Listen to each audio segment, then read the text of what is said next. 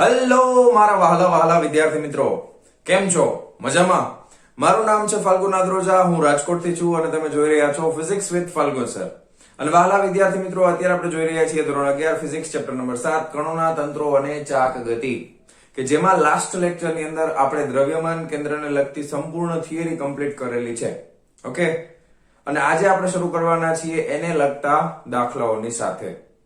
પણ તમને last લેક્ચરની theory perfectly યાદ છે કે નહીં, એના માટે આપણે સૌથી પહેલા અમુક નિયમિત આકાર ધરાવતા પદાર્થો ના દ્રવ્યમાન કેન્દ્ર કઈ જગ્યાએ હોઈ શકે એની થોડીક માહિતી મેળવવાના છીએ, અને એના પછી આપણે ઉદાહરણથી શરૂ કરશું. ખ્યાલ આવી ગયો? તો લાસ્ટ લેક્ચરમાં આપણે શીખ્યા કે કોઈ પણ પદાર્થનો આકાર જો નિયમિત હોય એટલે કે એમાં બે શબ્દો ખૂબ અગત્યના હતા, સમાંગ અને સમમિતિ ધરાવતો પદાર્થ, તો એનું દ્રવ્યમાન કેન્દ્ર એના ભૌમિતિક કેન્દ્ર ઉપર રહેલું હોય છે. યાદ આવી ગયો વસ્તુ? ઓકે, તો હવે એવા અમુક આપણે નિયમિત આકારનું તમને ડ્રો કરીને સમજાવું કે એના દ્રવ્યમાન કેન્દ્ર કઈ જગ્યાએ હશે. ઓકે, તો વન બાય વન આકાર આપણે જોતા જઈએ અને બધાના દ્રવ્યમાન કેન્દ્ર લખતા જઈએ કઈ જગ્યાએ હશે. આકૃતિમાં જ આપણે ડ્રો કરીને સમજાવી દઈશું. તો પેલા આપણે આકાર લેવાના છીએ. ધારો કે એકદમ સિમ્પલ આકાર, સૌથી સિમ્પલ શું હોય તો કે વર્તુળ હોય, પણ આપણે સમજવાનું છે વર્તુળાકાર તકતી. શું સમજશું? વર્તુળાકાર તકતી.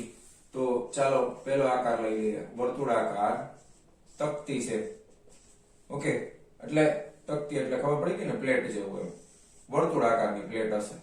તો આ વર્તુળાકાર તકતી હોય તો તકતી પાસે કઈક ધારો કે જાડાઈ પણ હોય, પણ અત્યારે જાડાઈ બહુ અવગણ્ય છે એવું માની લઈએ.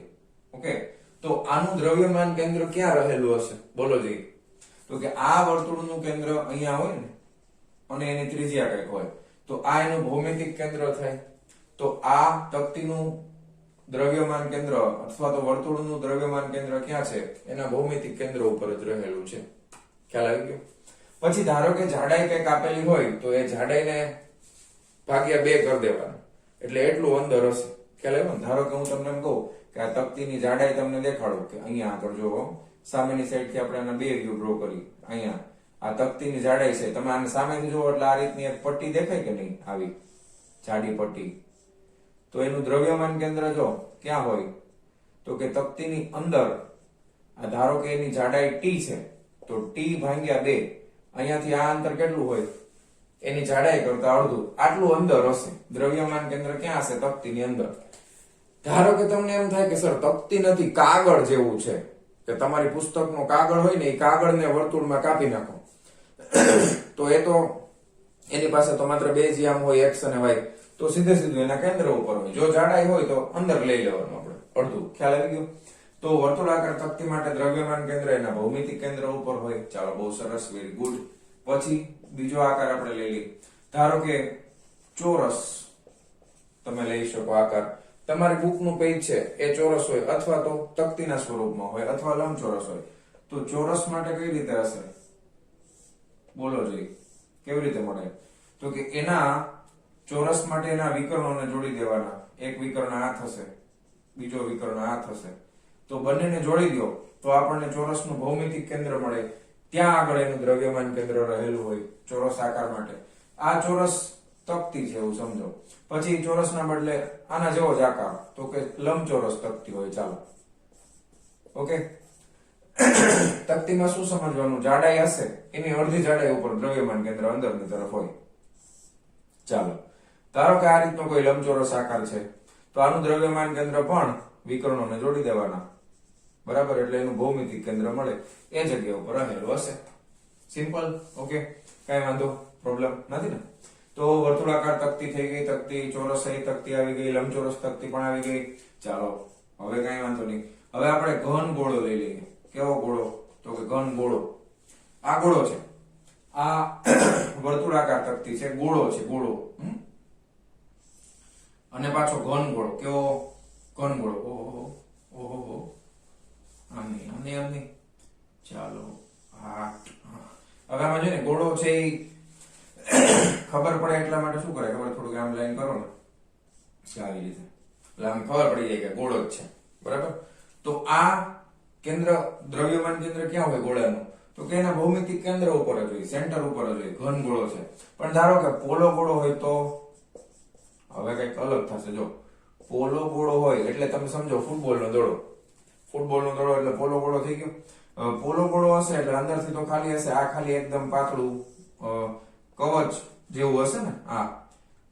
તો આના માટે દ્રવ્યમાન કેન્દ્ર ત્યાં જ હોય, આ જ જગ્યા ઉપર અંદરની સાઈડ, પણ અહીંયા દ્રવ્ય રહેલું હોતું નથી. આ બધાયમાં દ્રવ્ય હતું, જો બધાયમાં દ્રવ્ય હતું, પણ પોલા ગોળા માટે જ્યાં દ્રવ્યમાન કેન્દ્ર આવે છે, જેના ભૌમિતિક કેન્દ્ર ઉપર, એ જગ્યા ઉપર દ્રવ્ય નથી. જ્યાં દ્રવ્યમાન કેન્દ્ર છે ત્યાં દ્રવ્ય નથી. તો આમાં ખાલી આપણે એક નોંધ ટપકાવી દઈએ કે અહીંયા પોલા ગોળામાં દ્રવ્યમાન કેન્દ્ર જ્યાં છે ત્યાં દ્રવ્ય નથી. તો દ્રવ્યમાન કેન્દ્ર પાસે દ્રવ્ય નથી. બરાબર, પોલા ગોળામાં આવું શક્ય છે, બની શકે કે દ્રવ્ય ન હોય. ઓકે, પછી ધારો કે ત્રિકોણ લઈ લઈએ આપણે. ઓકે, અથવા તો ત્રિકોણાકાર તકતી તમે લઈ લો, ખ્યાલ આવે છે? ત્રિકોણ લઈ લો અથવા ત્રિકોણાકાર તકતી લઈ લો, કાંઈ વાંધો નથી, કોઈ પ્રોબ્લેમ નથી. ધારો કે આ રીતનો ત્રિકોણ છે, તો આનું દ્રવ્યમાન કેન્દ્ર કેવી રીતે મળશે? તો કે એના માટે આપણે ત્રિકોણની શું દોરવી પડશે? તો કે મધ્ય ગા ડ્રો કરવી પડશે. ઓકે, તો મધ્ય ગા એટલે જે આ ખૂણો હોય ને એને બે સરખા ભાગમાં વિભાજિત કરે એટલે મધ્ય ગા કહેવાય. એક આ મધ્ય ગા, પછી અહીંયાથી આ મધ્ય ગા, પછી એ જ રીતે આ મધ્ય ગા હશે. બરાબર, આ રીતે આમ. તો ત્રણેય ભેગા ક્યાં થાય? અહીંયા થાય. તો આ ત્રિકોણાકાર તકતીનું દ્રવ્યમાન કેન્દ્ર અહીંયા હશે. આવો એક દાખલો પણ આપણે જોવાના છીએ. ઓકે, બિલકુલ ચિંતા નથી કરવાની. તો આ ત્રિકોણાકાર તકતી થઈ ગઈ, અથવા ખાલી ત્રિકોણ વિચારો, કાગળમાંથી કાપીને ત્રિકોણ બનેલું છે, તો પણ એના ભૌમિતિક કેન્દ્ર ઉપર રહેલું હોય. ચાલો, ક્લિયર આટલું? પછી ધારો કે એના પછી નેક્સ્ટ આપણે શું લઈ લેશું? તો કે ઘન નળાકાર લઈ લઈએ. કેવો? ઘન નળાકાર એટલે અંદરથી ભરેલો હોય એવો. બરાબર, ખાલી નહીં. હાલો, તો ઘન નળાકાર છે તો એની અક્ષ તો હશે જ ને, આ રીતે. તો ક્યાં હોય દ્રવ્યમાન કેન્દ્ર? એની લંબાઈ ધારો કે L છે, તો આ તો આપણે જોયું હતું લાસ્ટ લેક્ચરમાં, L/2 આ અંતર ઉપર હોય. આ એનું ભૌમિતિક કેન્દ્ર થઈ ગયું. ચાલો, ઓકે. પણ ધારો કે પોલો નળાકાર હોય તો ઈ જ જગ્યા ઉપર આવે, પણ દ્રવ્યમાન કેન્દ્ર હશે ત્યાં દ્રવ્ય હશે નહીં. પોલામાં એવું જ હોય ને, પોલો નળાકાર છે તો ધારો કે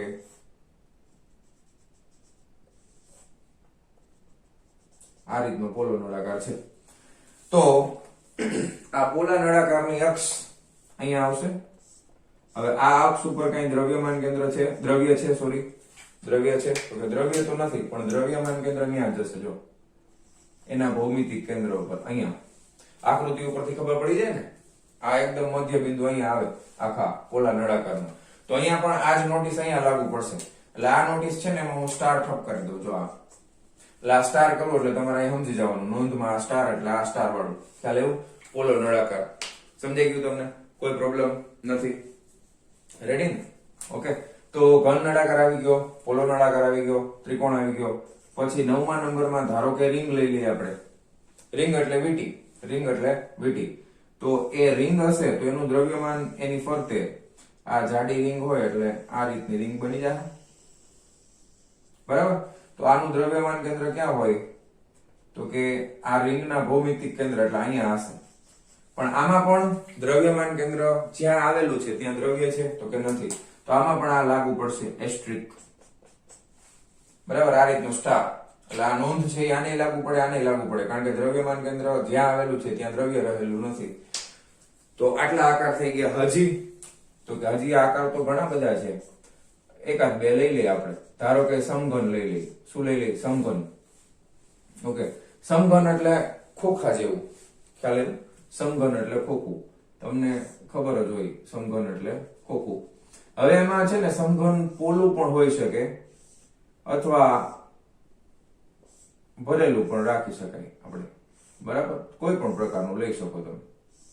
તો એના માટે પણ તમને ખ્યાલ તો આવી જ ગયો હોય ક્યાં મળશે.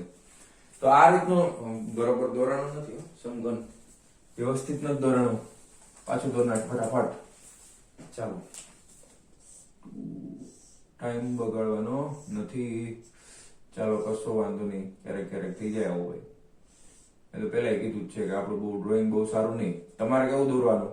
ટનાટન દોરવાનું. આપણને બહુ એટલું બધું સારું ન ફાવે તમારે જેવું. ચાલો, તો આ રીતનું સમઘન છે. હવે સમઘન જ છે, સમજી જાજો. તો એ સમઘનના વિકર્ણો એટલે એક સામેનો ને એક આ છેડો, તો આને તમે જોડો તો એક આ રીતે એક લાઈન મળે. પછી તમે સમઘન ધ્યાનથી જોજો તો એક આ છેડો ને એક આ છેડો, આને જોડી દો, આ રીતે મળશે. બરાબર. પછી ધારો કે એક આ છેડો છે અને એક આ છેડો છે, તો એને તમે જોડી દો તો તમને સમઘનની અંદરના ભાગમાં એક એનું ભૌમિતિક કેન્દ્ર મળશે. તો એનું દ્રવ્યમાન કેન્દ્ર ક્યાં રહેલું હોય? તો કે આ જગ્યા ઉપર દ્રવ્યમાન કેન્દ્ર રહેલું હોય. ખ્યાલ આવી ગયો? તો આ રીતના તમે આકાર નક્કી કરી શકો છો. પછી આ નળાકાર છે, એમાં દાખલા તરીકે હજી એક આકાર સમજાવી દઉં. પાતળો સળિયો. હવે આ સળિયાનો આડછેદ છે એ કાં તો ચોરસ છે ને કાં તો લંબચોરસ છે. એટલે આ રીતનો ધારો કે સળિયો છે. ખ્યાલ આવ્યો?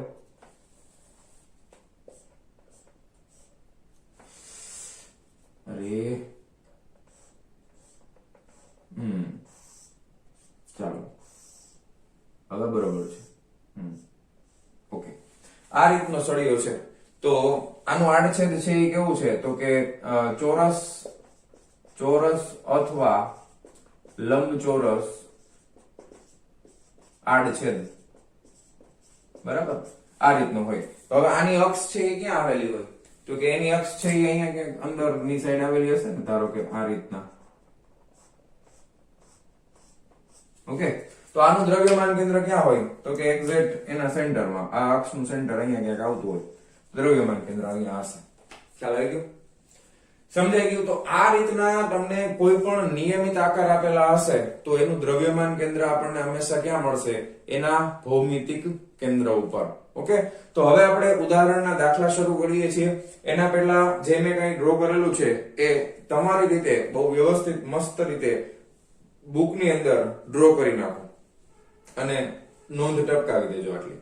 ઓકે, અને હવે આપણે જોવાના છીએ ઉદાહરણના દાખલાઓ. ચાલો જવા દઉં છું. ચાલો વિદ્યાર્થી મિત્રો, ઉદાહરણ નંબર 7.1. આ ચેપ્ટરનો પહેલો દાખલો. એક સમભુજ ત્રિકોણના સમભુજ એટલે જેની ભુજાઓ સરખી હોય.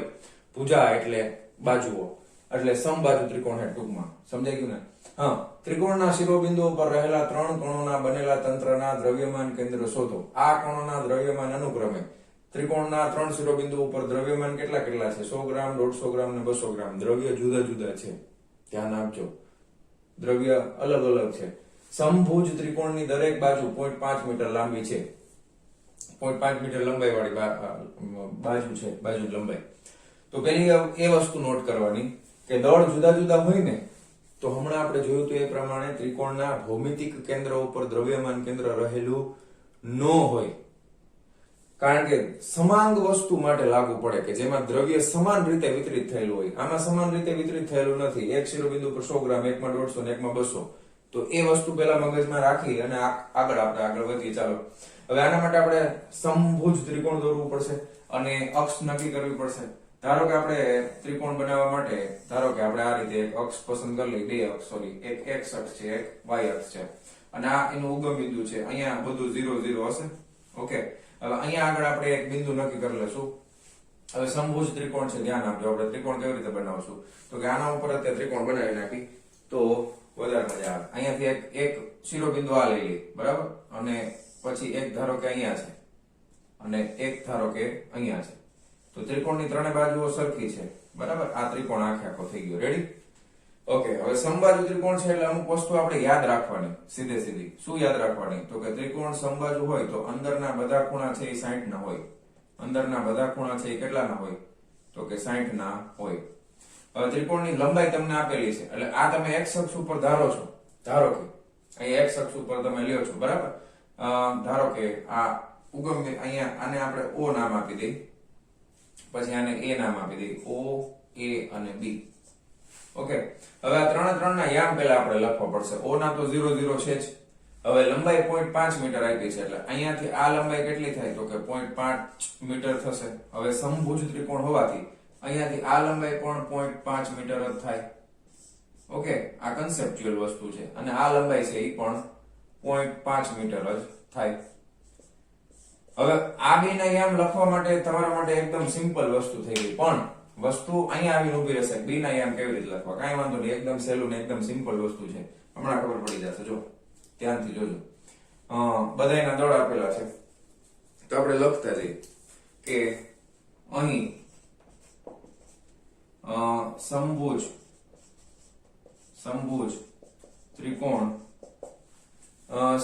ત્રિકોણના શિરોબિંદુઓ O A અને B પર અનુક્રમે કેટલા કેટલા દળ રાખ્યા છે, 100 ગ્રામ, 150 ગ્રામ અને 200 ગ્રામ. તો O ઉપર આપણે રાખી દઈએ 100 ગ્રામ દળ, અનુક્રમે 100 ગ્રામ. પછી A ઉપર આપણે રાખી દઈશું OA 150 ગ્રામ અને B ઉપર આપણે રાખી દઈશું અનુક્રમે 100 ગ્રામ, 150 ગ્રામ અને 200 ગ્રામ. 200 ગ્રામ દળ રહેલા છે. તો હું અહીંયા બ્લેક માર્કર થી અહીંયા લખી પણ નાખું તો આપણને વધારે મજા આવે. ધારો કે અહીંયા દળ છે અને m1 કહી દઈ. m1 કેટલું રાખવું છે તો કે 100 ગ્રામ. ઓકે, અહીંયા દળ છે અને આપણે m2 કહી દઈ. m2 કેટલું રાખવું છે તો કે m2 રાખવું છે 150 ગ્રામ અને અહીંયા છે દળ, એને આપણે m3 કહી દઈ. m3 આપણે કેટલા રાખશું તો કે 200 ગ્રામ. હવે જો ઘણી વાર એવું બનશે તમને એમ થાય સર અહીંયા 100 ફરજિયાત અહીંયા જ રાખવાનું, 150 અહીંયા 200 જ રાખવાનું, એવું જરૂરી નથી. તમને મજા આવે અહીંયા તમે રાખી શકો છો. અહીંયા 200 રાખો, અહીંયા 100 રાખો, અહીંયા 150 રાખો, કોઈ ફેર પડે નહીં. તમારી મરજી, તમે ત્રિકોણ નક્કી કર્યું છે, તમે ગમે ત્યાં લઈ શકો. ઓકે, એવું જરૂરી નથી કે ટેક્સ્ટ બુકમાં લખ્યું છે એવું જ છાપી મારવાનું. જવાબ આવવો જોઈએ. ઓકે, હવે આપણે બધાના યામ લખવાના છે તો ખાસ ધ્યાન આપો કે બી ના યામ કેવી રીતે લખવા એ પહેલા શીખી લઈએ, પછી આપણે બધાના યામ લખશું. જો હવે ધારો કે અહીંયા 60 ડિગ્રી છે તો ધ્યાન આપજો, આ બી બિંદુના યામ મને ખબર નથી, એ કેવી રીતે લખવાના તો કે બી બિંદુનું x અક્ષ ઉપરનું યામ એટલે આ અંતર થાય. ઓકે, તો અહીંયા આ રીતે પ્રક્ષેપ ડ્રો કરવો પડે. પછી બી બિંદુનું y અક્ષ ઉપરનું અંતર છે એટલે અહીંયા પ્રક્ષેપ ડ્રો કરવો પડે. તો આટલું અંતર છે એ બી બિંદુનો x યામ થાય, આટલું અંતર છે એ બી બિંદુનો y યામ થાય. હવે આ ત્રિકોણ તમે જુઓ તો કાટકોણ ત્રિકોણ બની ગયું કે નહીં? કયું ત્રિકોણ તો કે ધારો કે અહીંયા આપણે અલગથી સમજાવો થોડું કે ત્રિકોણ, આ તમારે લખવાની જરૂર નથી ત્રિકોણ, કારણ કે ટેક્સ્ટ બુકમાં તો સમજાવ્યું જ નથી. ત્રિકોણ O B M માં આ કાટકોણ ત્રિકોણ છે, ત્રિકોણ બરાબર. હવે તમારી પાસે કર્ણનું માપ છે, તમારે આ માપ જોઈશે ને, કારણ કે તમારે x યામ જોઈએ છે બરાબર ને, આ x યામ છે ને, આટલું માપ છે એ x યામ છે. તો આ માપ તમારે જો આ માપ જે આવશે એ y યામ આવશે, આ માપ આવશે એ x યામ આવશે. તો ધ્યાન આપજો, આ ત્રિકોણમાં તમે cos 60 લખો, ધારો કે cos 60 બરાબર શું થાય તો કે cos 60 બરાબર પાસેની બાજુ એટલે OM ના છેદમાં કર્ણ એટલે OB થાય કે નહીં? તો OM નું માપ મને મળી જાય કે નહીં? OM બરાબર શું થઈ જશે તો કે OB cos 60. OB કેટલા છે? OB તો આપણને ખબર છે 0.5. cos 60 જે આવતા હોય એ આપણે લખી નાખશું બરાબર. cos 60 એટલે 1/2 થાય કે નહીં? તો આ થઈ જશે 0.25 મીટર. ખ્યાલ આવ્યું? આ મને OM મળી ગયું. OM એટલે શું છે કે બી બિંદુનો x યામ છે, બી બિંદુનો x યામ છે ને, બી બિંદુનો x યામ કેટલો થઈ ગયો 0.25. પછી આ જ રીતે બી બિંદુનો y યામ મારે જોઈએ છે, તો બી બિંદુનો y યામ મારે જોતો હોય તો કયું ત્રિકોણ લઈ લેવાય? y યામ માટે જો x યામ માટે આ પાસેની બાજુ લઈ લીધી, y યામ માટે આ સામેની બાજુ, આ ત્રિકોણમાં. તો તથા sin 60 sin θ તમે લઈ લો. sin θ એટલે સામેની બાજુ છેદમાં કર્ણ, સામેની બાજુ એટલે BM ના છેદમાં કર્ણ એટલે OB. હવે BM એટલે y યામ થઈ ગયો ને, આ અંતર છે y યામ થઈ ગયો. તો BM બરાબર કેટલા થઈ જશે બોલો? OB કેટલા છે? OB sin 60. OB કેટલા છે? OB 0.5. sin 60 એટલે કેટલા થાય? √3/2. આ ભાગ્યા 2 એટલે 0.25 √3 થાય કે નહીં? તો આ આવશે 0.25 √3. આ ટેક્સ્ટ બુકમાં ન સમજાયું બાકી બધું તમને આવડે જ છે. તો આ તમે આટલી વસ્તુ તમારી ટેક્સ્ટ બુકમાં ટેકવી દેજો, જેમાં તમે લખતા હોય એમાં, કારણ કે આપેલું નથી. તો બાકી બધા બિંદુઓના યામ તમને ખબર પડી ગઈ છે. ઓકે, અને એકમ મીટરમાં આપેલું છે, તો આ મીટરમાં આપણે લખી નાખશું. રેડી? તો હવે આપણને ત્રણે ત્રણના યામ ખબર છે. ધારો કે એ બિંદુનો યામ શું થાય? હવે બોલો જી. એ બિંદુ x અક્ષ ઉપર કેટલું દૂર છે? તો કે 0.5 સોરી. અને y અક્ષ ઉપર કેટલા છે? અહીં મીટર લખી નાખ.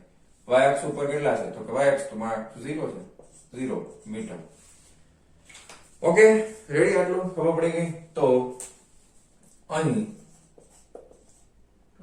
શિરોબિંદુઓ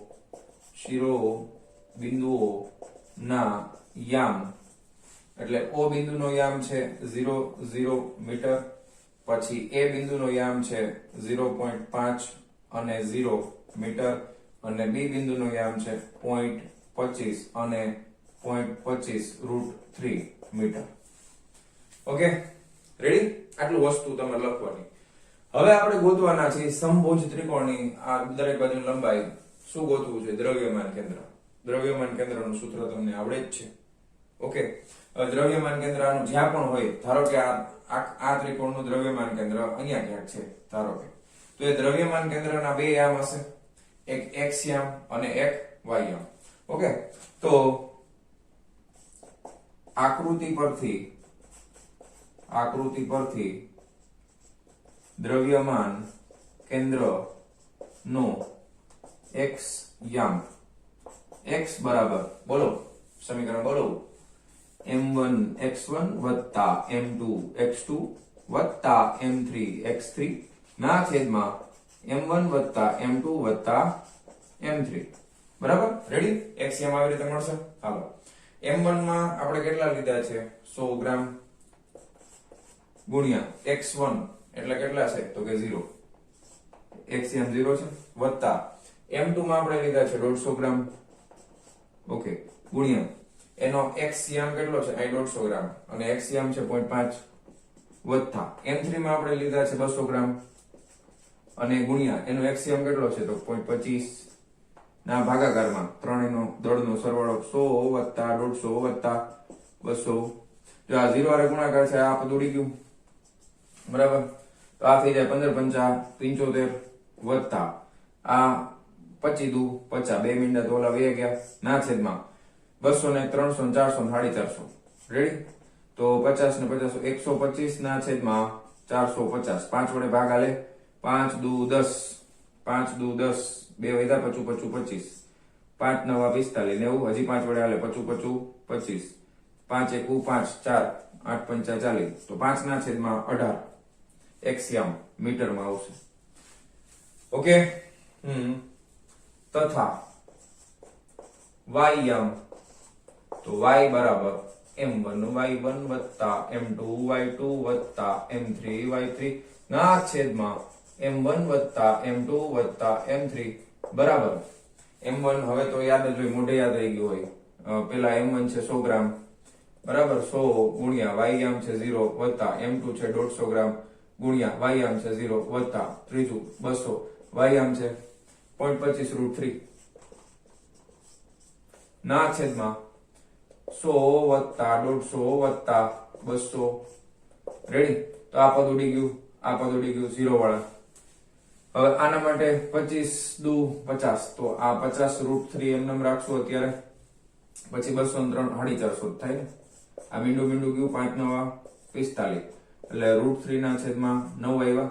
હવે આ √3 9 લખ્યા છે તો એને 3 તેરી 9 લખાય. હવે આને ધ્યાન આપજો, √3 3 એટલે √3 ગુણ્યા √3 લખાય ને કે નહીં? 1 √3 ગુણ્યા √3 ગુણ્યા 3, તો ઉપર નીચે 1 √3 ઉડી ગયા, તો જવાબ શું આવે? 1 ના છેદમાં 3√3. ઓકે, મીટર લખો. ઓકે, તો દ્રવ્યમાન કેન્દ્ર આપણને મળી ગયું છે. દ્રવ્યમાન કેન્દ્ર તમારે અહીંયા લખી શકો કે દ્રવ્યમાન કેન્દ્ર C, પછી કૌંસમાં લખો x, y બરાબર તમે લખી શકો C.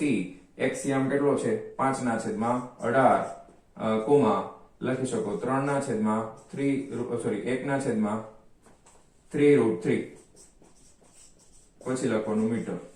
ઓકે, હવે આ એના ભૌમિતિક કેન્દ્ર ઉપર નહીં આવે. શું કામ? એ તમને મેં પહેલા જ સમજાવી દીધું. ટેક્સ્ટ બુકમાં લખ્યું છે ભૌમિતિક કેન્દ્ર ઉપર શું કામ નહીં હોય. સમજાવો શું કામ નથી? કારણ કે દળ અલગ અલગ છે ભાઈ, નો જ આવે ને કોઈ દિવસ. ઓકે, બહુ સરસ એકદમ ઈઝી દાખલો છે. ખાલી તમારે આ શીખવાનું છે. આવું ઘણી બધી જગ્યાએ આવશે.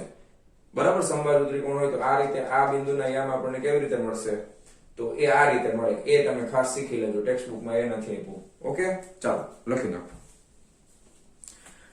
ચાલો વિડીયો પોઝ કરીને લખી લેજો. જવા દઉં છું. ચાલો ચાલો વિદ્યાર્થી મિત્રો, ઉદાહરણ નંબર 7.2 ત્રિકોણાકાર તક્તીનું દ્રવ્યમાન કેન્દ્ર શોધો. હવે આ તો આપણે ઓલરેડી હમણાં મેં તમને સમજાવ્યું, એમાં ગોતી જ લીધું છે, પણ ટેક્સ્ટ બુકમાં આપ્યું છે તો ગોતવું તો પડશે જ. એમાં આપણું તો કઈ હાલે નહીં. બરાબર, કાંઈ વાંધો નહીં. ત્રિકોણાકાર તક્તીનું દ્રવ્યમાન કેન્દ્ર શોધો. હવે આપણે ત્રિકોણાકાર તક્તી ડ્રો કરી નાખવાની પેલા. બરાબર, આ ત્રિકોણાકાર તક્તી છે. ઓકે, ત્રિકોણ L M N આ રીતનું એક ત્રિકોણ છે, ત્રિકોણાકાર તક્તી. હવે આને છે ને પાતળી પટ્ટી હોય ને એટલે ત્રિકોણને લેમિના કીધું છે. આ ત્રિકોણને ટેક્સ્ટ બુકમાં ત્રિકોણ L M N એટલે લેમિના શબ્દ વાપર્યો છે. લેમિના એટલે એકદમ પાતળી પટ્ટી વાળું. ઓકે, તક્તી, એને તક્તી લેમિના કહેવાય. બરાબર, હવે એને આનું દ્રવ્યમાન કેન્દ્ર આપણે શોધવું છે. હવે આપણને તો ખબર જ છે કે ગમે એ ત્રિકોણાકાર તક્તી આપેલી હોય તો એનું દ્રવ્યમાન કેન્દ્ર ક્યાં હોય? તો કે એના ભૌમિતિક કેન્દ્ર ઉપર જ હોય. પણ ટેક્સ્ટ બુકમાં છે એટલે આપણે સમજાવવું જરૂરી છે. શું કર્યું છે? ધારો કે આ Mn જે એનો પાયો છે, પાયો Mn છે. પાયા Mn ને સમાંતર ઘણી બધી રેખાઓ એટલે કે સ્ટ્રીપ હું કાપી નાખું, પાતળી પાતળી પટ્ટીઓ કાપી લઈ. ધ્યાનથી જોજો. આ રીતે, આ રીતના પાતળી પટ્ટીઓ છે ને એ આના ઉપર એક સમાન આ રીતના પાતળી પટ્ટીઓ કાપતી જવાની આમ ઉપર. ઓકે, હવે આ એક પાતળી પટ્ટી છે એવું સમજો ખાલી. તો એનું દ્રવ્યમાન કેન્દ્ર ક્યાં હોય? તો કે એના ભૌમિતિક કેન્દ્ર એટલે એના સેન્ટર ઉપર હોય. પછી આનું આના સેન્ટર ઉપર, અહીંયા સેન્ટર ઉપર, અહીંયા સેન્ટર ઉપર, અહીંયા સેન્ટર ઉપર, અહીંયા સેન્ટર ઉપર, અહીંયા સેન્ટર ઉપર, અહીંયા સેન્ટર ઉપર, અહીંયા આ રીતે.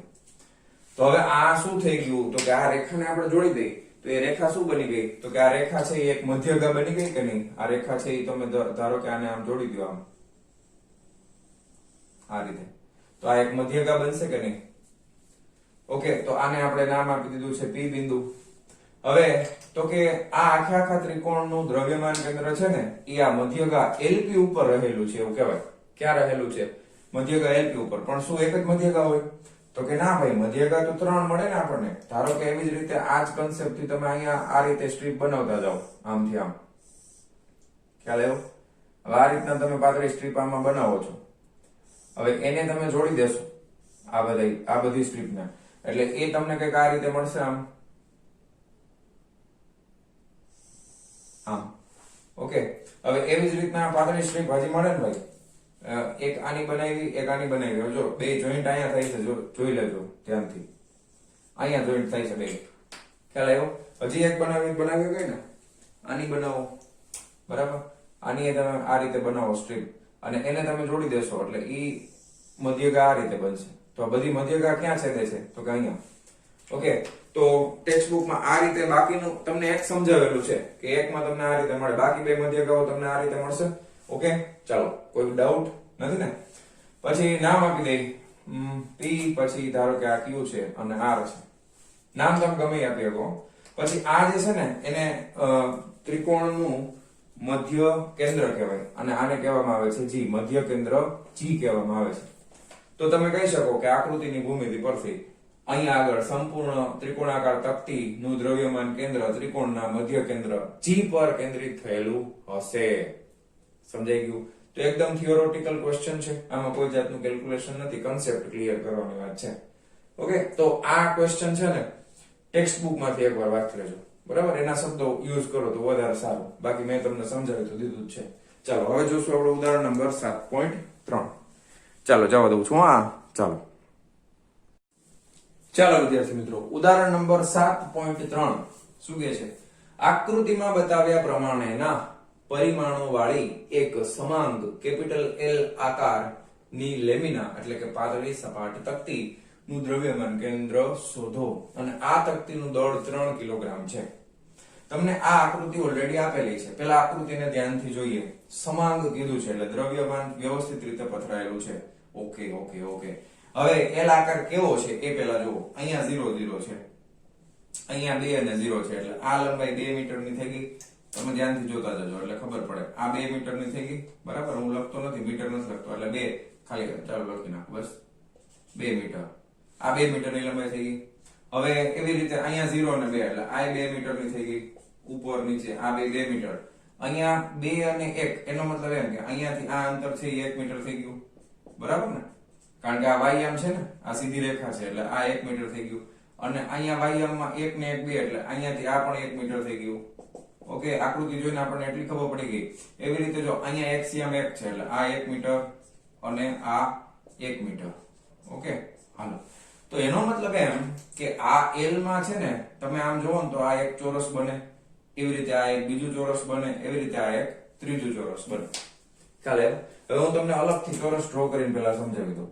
ધારો કે ઈ કઈક આ રીતનું બને છે, બરાબર. અહીંયા આ ચોરસ, આ પણ ચોરસ અને આ પણ ચોરસ. ચાલો, તો આ 3 ચોરસ દેખાય છે આપણને આકૃતિમાં. તમે સમજી લેજો ચોરસ જ છે, વળી કે સર એવું લાગતું નથી, પણ ચોરસ જ છે, સમજી જાવ ને. હાલો, હવે ચોરસ હોય, હવે તકતીનું કુલ દળ કેટલું છે? 3 કિલોગ્રામ. હવે સમાંગ તકતી છે એટલે 3 કિલોગ્રામ દળ છે, એ ત્રણેયમાં 3 ચોરસ છે તો ત્રણેયમાં હરખી રીતે વેચાઈ જાય. 3 ભાગ્યા 3 એટલે આ આટલી ભાગનો વિચાર કરીએ આપણે તો એનું દળ કેટલું થાય? તો કે આનું દળ 1 કિલોગ્રામ થાય, બરાબર. આનું દળ 1 કિલોગ્રામ થાય, આનું દળ 1 કિલોગ્રામ થાય ને. હવે સમિતિ ઉપરથી બીજું શું કહી શકાય? તો કે ખાલી આ એક ચોરસ વિચારીએ આપણે તો એનું દ્રવ્યમાન કેન્દ્ર ક્યાં હોય? તો કે એના એક્ઝેક્ટ ભૌમિતિક કેન્દ્ર એટલે અહીંયા હોય. આનું ભૌમિતિક કેન્દ્ર ક્યાં આવે? તો કે ઈ અહીંયા આવે. આનું ભૌમિતિક કેન્દ્ર ક્યાં આવે? તો કે ઈ અહીંયા આવે.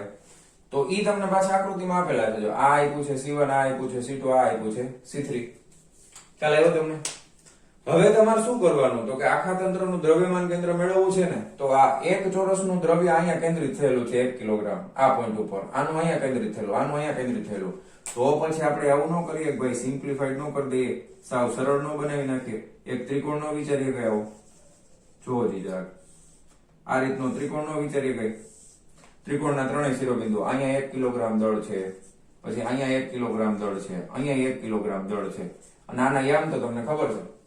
તો દ્રવ્યમાન કેન્દ્ર મળે કે નહીં? આ ધારો કે M1 M2, આને M1 નામ આપી દો, આને M2 નામ આપી દો, આને M3 નામ આપી દો. પછી દ્રવ્યમાન કેન્દ્ર મેળવવું છે તો મળી જાય કે નહીં? સાચું ખોટું? બરાબર ને? તો ખાલી આપણે ગોતવાનું શું થાય ખબર છે? ખાલી C1 C2 અને C3 ના યામ જે તમને આપેલા નથી એ ગોતવા પડશે. બાકી બધું સાવ સહેલું છે. તો મેં જે તમને અત્યારે સમજાવ્યું એ વસ્તુ તમારે તમારા શબ્દોમાં લખવાની પહેલા કે અહીં આકૃતિમાં સમાંગ L આકારની લેમિના બતાવેલી છે અને એને તમે 3 સરખા ચોરસમાં વિભાજિત કરી શકતા હોવાથી આપણે દરેક ચોરસનું દળ 1 કિલોગ્રામ થશે અને એક ચોરસનું દ્રવ્યમાન કેન્દ્ર એના ભૌમિતિક કેન્દ્ર ઉપર આવેલું હશે.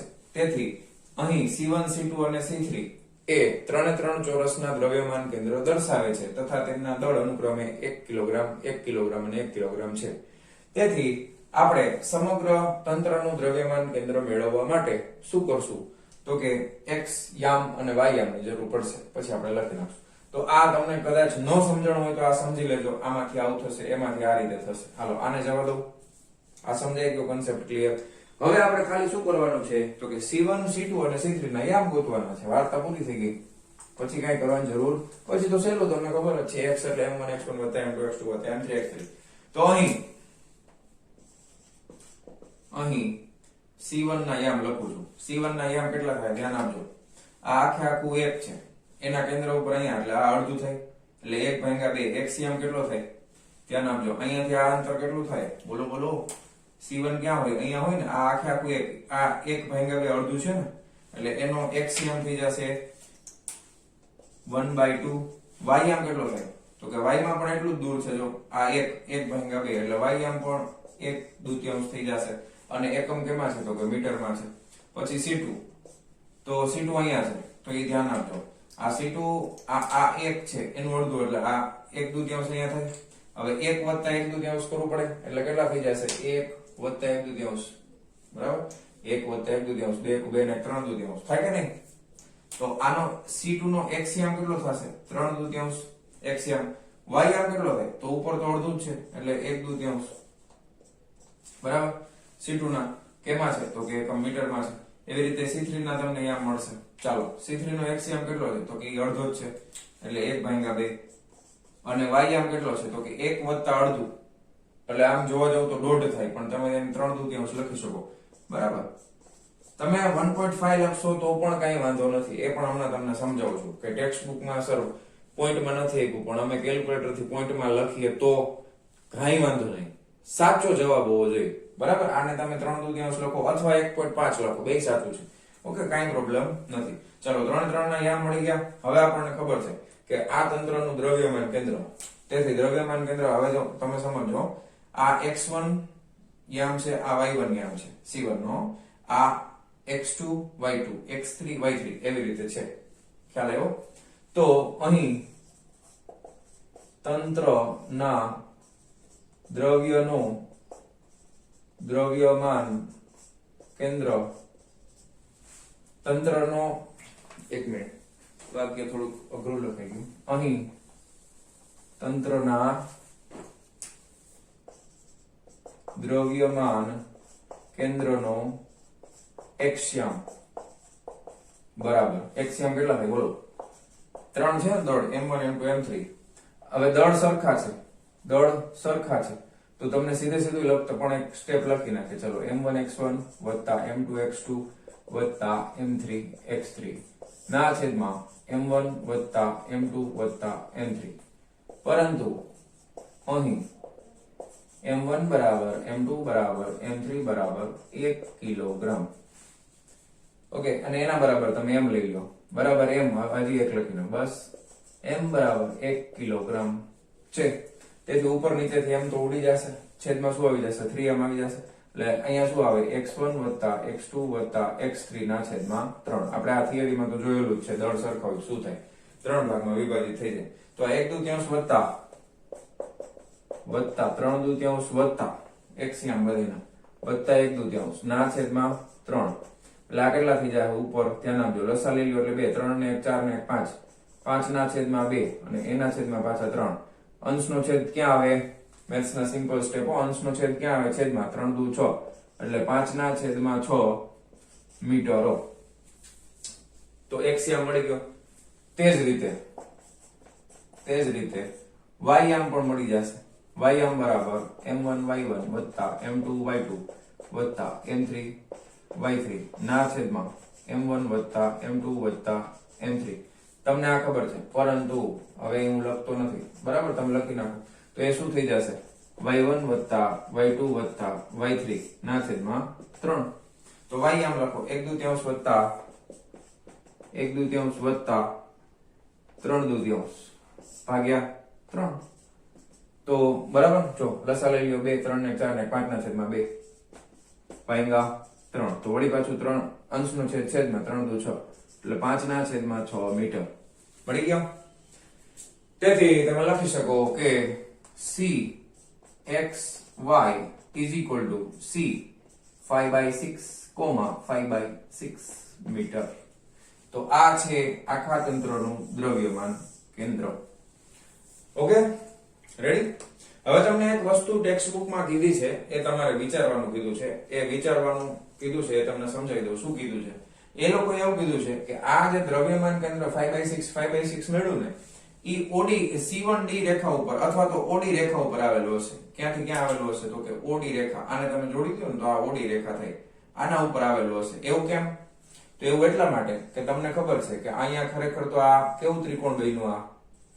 બરાબર છે સમાંગ એક ત્રિકોણમાં સરખું દળ બધાયમાં વેચાયેલું છે ને અને આ બધા અંતર પણ ઓલમોસ્ટ સરખા જ છે બધાયના અંતર પણ ઓલમોસ્ટ સરખા છે તો ત્રિકોણનું દ્રવ્યમાન કેન્દ્ર આ રીતનું હોય તો આપણને ખબર છે મધ્યગાંઠ ડ્રો કરીએ બરાબર તો મધ્યગાંઠ ડ્રો કરશો તો એક આમ આવશે અહીંયાથી હવે આના માટે તમે ડ્રો કરશો એટલે આના માટે આમ આવશે અને આના માટે તમે ડ્રો કરશો એટલે આમ આવશે હવે આ રેખાના અહીંયા આવે ને ક્યાંક તો આ કઈ રેખા થઈ ગઈ તો કે અહીંયા C1 બિંદુ છે અને અહીંયા D બિંદુ છે તો C1D રેખા ઉપર ક્યાંક દ્રવ્યમાન કેન્દ્ર આવેલું હશે ખ્યાલ આવ્યો તમને કે ન ખબર પડી રેડી તો એ રીતે તમે વિચારી શકો. હવે આ કેલ્ક્યુલેશન નથી કરવાનું, આ ખાલી તમને સમજાવેલું છે કે શું કામ આવેલું હશે. કારણ કે જો સમાન દ્રવ્ય ત્રિકોણના 3 શિરોબિંદુ ઉપર રહેલું છે એટલા માટે તમે એને મધ્યગા ઉપર ધારી શકો, એટલા માટે રહેલું છે. બરાબર, રેડી? તો લખી નાખો ફટાફટ વિડીયો પોઝ કરીને. ચાલો જવા દઉં છું. હા ચાલો. હા ચાલો વિદ્યાર્થી મિત્રો, પ્રેક્ટિસ મેક્સ મેન પરફેક્ટ. દ્રવ્યમાન કેન્દ્રમાં એકદમ માસ્ટર થવું હોય તો એકદમ સિમ્પલ મેં તમને પ્રેક્ટિસ માટે આપેલો છે, જવાબ અહીં લખેલો છે. જો પ્રશ્ન અને થોડીક હિન્ટ આપી દઉં છું, આ તમારા હોમવર્કમાં કરવાનો છે. બરાબર, શું કહે છે જો, સ્મોલ a બાજુવાળા એક સમબાજુ ત્રિકોણના શિરોબિંદુઓ પર m1 m2 અને m3 દ્રવ્યમાન ધરાવતા કોણો મૂક્યા છે. m1 દ્રવ્યમાન વાળા કણની સાપેક્ષે આ તંત્રનું દ્રવ્યમાન કેન્દ્ર શોધો. એ વસ્તુ હું તમને સમજાવી દઉં. આ શું કહેવા માંગે છે વાક્ય? આ દ્રવ્યમાન વાળા કણની સાપેક્ષે એટલે કે તમારે યામ પદ્ધતિ એવી રીતે નક્કી કરવી કે જેથી m1 કણ છે ને એ 0 0 ઉપર રહેલું હોય. ધારો કે તમે x અક્ષ લ્યો છો, અહીંયા y અક્ષ લ્યો છો, તો m1 કણને અહીંયા રાખવાનો ભાઈ. શું કામ? કારણ કે m1 ને અહીંયા રાખો એટલે એના યામ શું થઈ ગયા? 0 0 થઈ ગયા. એટલે જે કઈ પણ દ્રવ્યમાનમાં તમારે કિંમત આવશે, x યામ આવે, y યામ આવે, એ 0 ની સાપેક્ષે જ મપાય ને. ખ્યાલ આવે તમને? તો એક હિન્ટ મેં તમને આપી દીધી. પછી બીજી વસ્તુ, બાકીના બે દળ છે એમાંથી તમે ધારો કે m1 અહીંયા m2 રાખો, પછી ધારો કે અહીંયા m3 રાખો, સમબાજુ ત્રિકોણ છે, પછી સમબાજુ ત્રિકોણ ડ્રો કરી અને આપણે જે પહેલો દાખલો ગણેલો છે 7.1 નંબરનો એ પ્રમાણે બધી ગણતરીઓ કરવાની છે. જવાબ તમને કંઈક આ રીતનો મળી શકે. બરાબર, આ એનો જવાબ છે. હવે આ જવાબમાં ધારો કે એવું બની શકે કે ફેરફાર થોડો ઘણો આવે. કેમ? તો કે તમે m2 અહીંયા મેં ધારેલું છે, એને બદલે તમે m2 અહીંયા ધારો અને m3 છે એને અહીંયા ધારો, તો અહીંયા જવાબમાં m2 ની જગ્યાએ m3 આવી જશે, m3 ની જગ્યાએ m2 આવી જશે, બાકી કઈ ફેર પડશે નહીં. ફરીથી સમજી લેજો, વળી કહેતા નહીં સર ખોટો પડ્યો. m3 m2 તમે અહીંયા ધારવાની બદલે જો અહીંયા ધારેલું હોય અને m3 અહીંયા ધારી લો, તો જવાબમાં m2 ની જગ્યાએ m3 કરી નાખજો, m3 ની જગ્યાએ m2 કરી નાખજો.